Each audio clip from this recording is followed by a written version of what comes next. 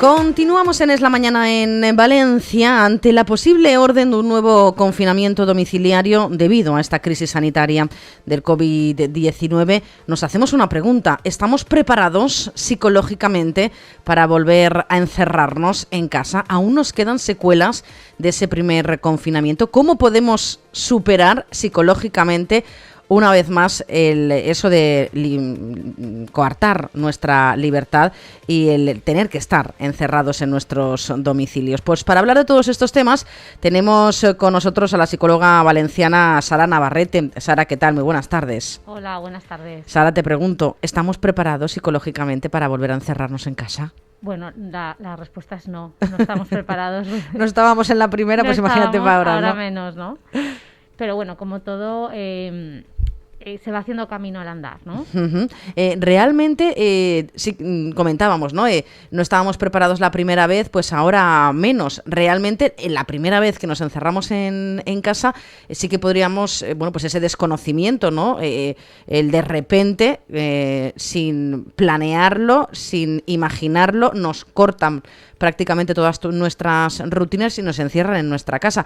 En esta segunda ocasión, en el caso de que se produjese ese confinamiento, como que ya nos lo estamos imaginando, ¿no? Aún así también es complicado. Sí, sigue siendo, yo creo que más, ¿no? Incluso porque digamos que ya venimos de un primer confinamiento y de alguna forma como esa ansiedad de anticipación se va acumulando, ¿no? Entonces, claro, es como más complejo incluso. Incluso, ya claro, también sabemos lo mal que lo hemos pasado, ¿no? Durante ese confinamiento. De ahí también entiendo que esa ansiedad y esos nervios de decir, es que no quiero volver a pasar por eso. Claro. Y de hecho, yo creo que la mente ya va, de muchas personas, seguro que algún oyente ya se identifica con esto, ¿no? Ya está pensando en, bueno, si me vuelven a confinar, yo en esta ocasión voy a saltarme la norma, ¿no? Voy a hacer esto, voy a conseguir la forma de, ¿no? Porque es como esa sensación de que no quiero que me vuelvan a privar de mi libertad, ¿no? Uh-huh. Hablas de angustia, de ansiedad, de bucles obsesivos, incluso de depresión, como algunas de las secuelas emocionales que pueden aparecer en algunas personas, ¿no? Sí, por supuesto. Hay un tono depresivo, ¿no?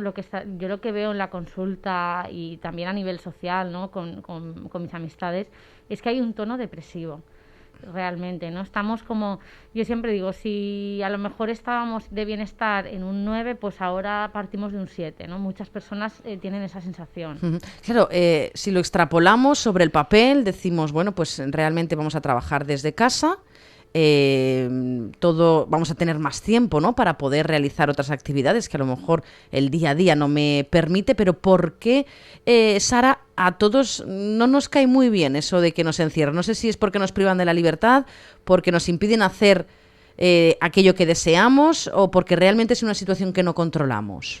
Al final es porque es una prohibición, ¿no? Entonces, al prohibirse unos derechos fundamentales, esto hace que automáticamente el ser humano se ponga a la defensiva. Pues lo correcto, ¿no? Lo tomamos así, como una prohibición de nuestros derechos, ¿no?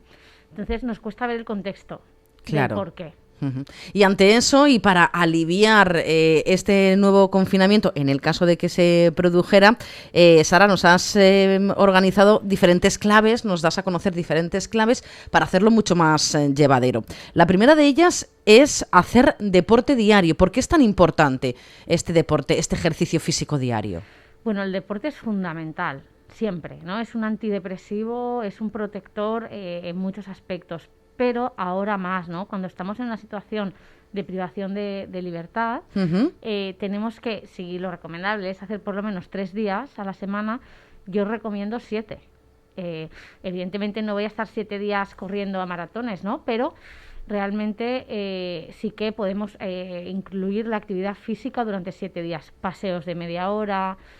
Si no podemos salir y estamos en casa cerrados, por suerte tenemos internet, tenemos YouTube, hacer como una práctica de yoga de 20 minutos, de 15, otro día poder hacer una práctica de ejercicio funcional, otro de estiramientos, pero sí dedicarnos todos los días al cuerpo físico. No es tan importante, por lo que dices, Sara, el tiempo que dediquemos a ese ejercicio físico, pero sí la constancia, ¿no?, de realizar ejercicio físico para mantener el equilibrio psicológico. Es fundamental, sí, para protegernos de la ansiedad y la depresión.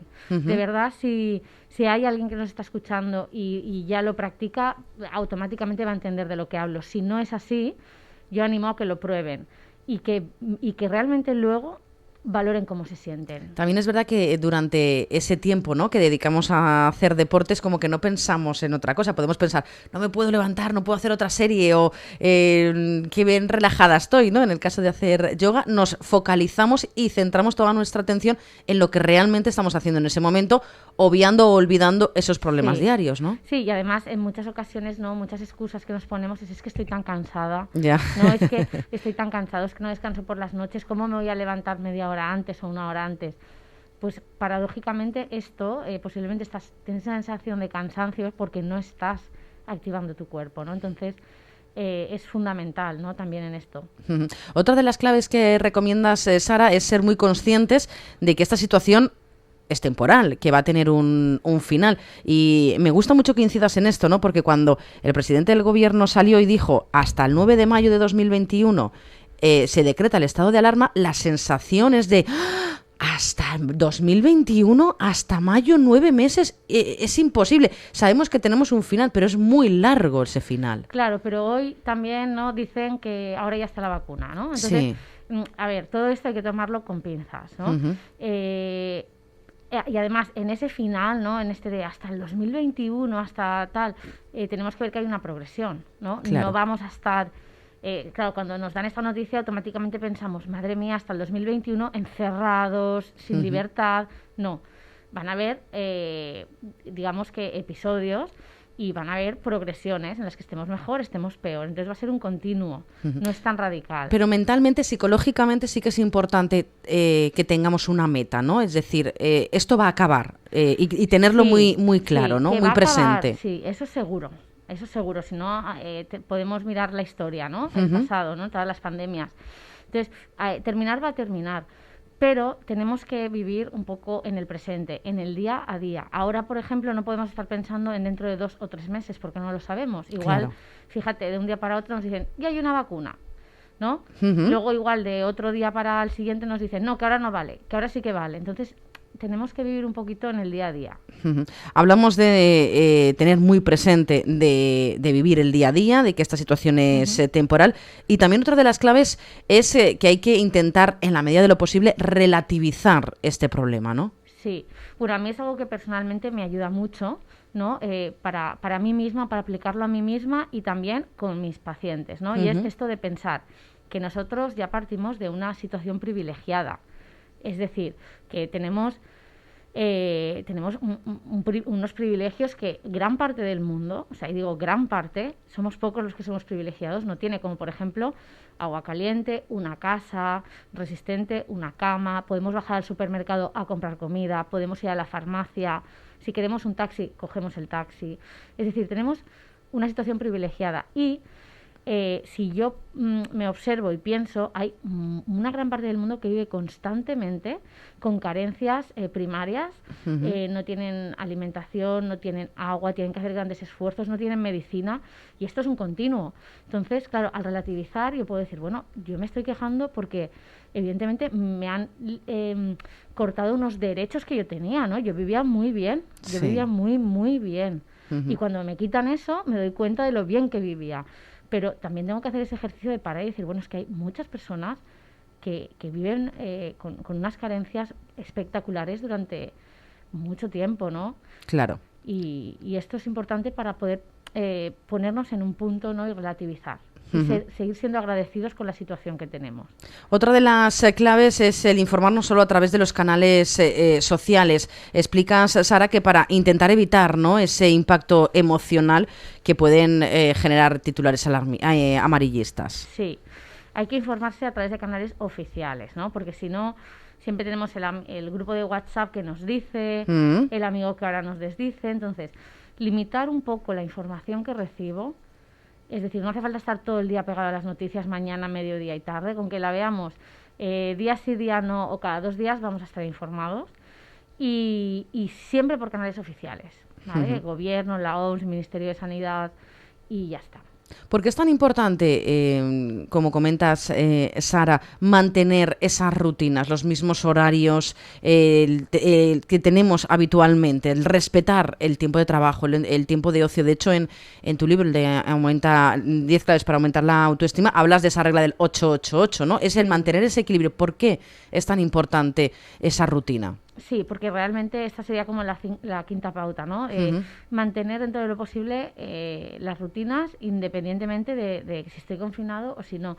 Porque el cuerpo al final tiene unos ciclos, tengo que ver qué tipo de ciclos tengo. Hay personas que son más diurnas, personas que son más nocturnas, y protegerlo. Porque ¿qué pasa? Que si yo de repente estoy yendo a la oficina y ahora estoy en casa, de alguna forma pues voy a tender a vaguear, que yo llamo, ¿no? Si puedo vaguear un poquito más... Sí, la importancia de quitarse el pijama aún estando en casa, ¿no? Eso es, sí.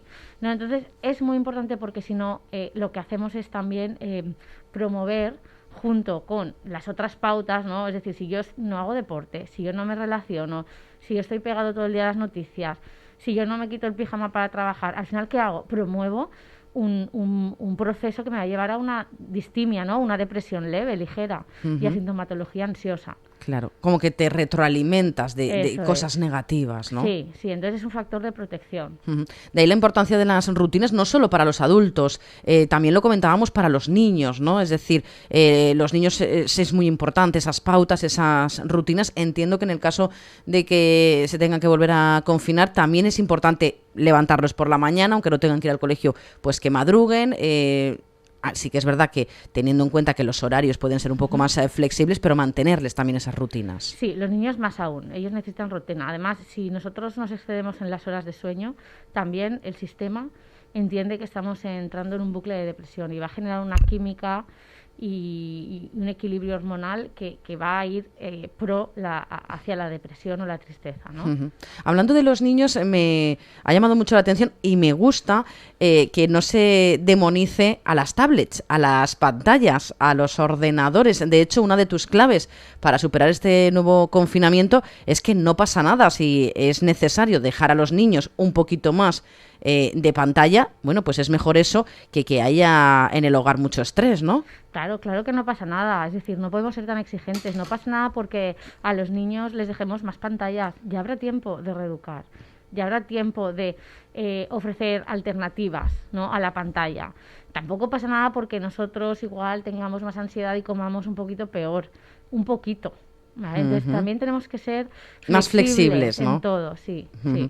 Sobre todo porque dejarle unos minutos más al niño delante de la tele también puede suponer esos minutos de descanso para los padres, para ¿no? La familia, ¿no? Es que al final puede ser un equilibrio, algo que ayude a equilibrar la familia, y es que estamos en una situación extraordinaria y a veces se nos olvida, ¿no?